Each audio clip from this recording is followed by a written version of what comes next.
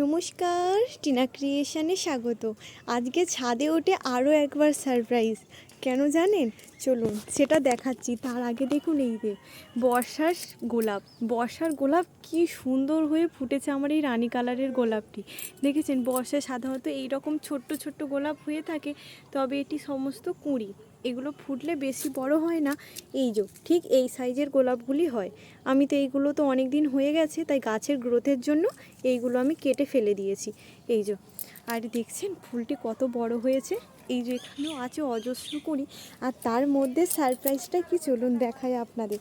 এই যে দেখতেই তো পাচ্ছেন, এই যে আমার বাগানের এই তার মধ্যে ওই দেখুন কি, দেখুন তো, ওই যে আপনাদের একটু জুম করে দেখাই। এই যে আমার ড্রাগন গাছে একটি কুঁড়ি এসেছে। এই যে দেখতে পাচ্ছেন, আমারও দেখা প্রথম অভিজ্ঞতা।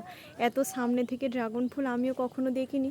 আমি ভেবেছিলাম হয়তো 1 থেকে 1.5 বছর পরে আরও গাছে কুঁড়ি আসতে সময় লাগবে, কিন্তু অবাক করে দিয়ে এবছরেই এসে গেছে কুঁড়ি। ওই যে, তবে এর পাশে আরও কয়েকটি কুঁড়ি এসেছিলো, কিন্তু পিঁমড়ে সেটা নষ্ট করে দিয়েছে। এই যে অজস্র ছোট ছোট পিঁমড়ে, ওই দেখুন চারিদিকে এই যে অজস্র ছোট ছোট পিঁমড়ে দেখতে পাচ্ছেন। কাঠ পিঁমড়েতে ভর্তি একদম গাছগুলো।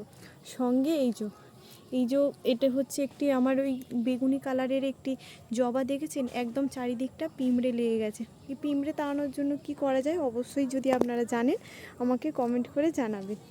সঙ্গে এই আমার ড্রাগন গাছটা দেখে আর ফুলটি দেখে আজ আমার মনটা একদম ভরে গেছে। তবে চলুন আজ আসি, দেখা হবে কাল।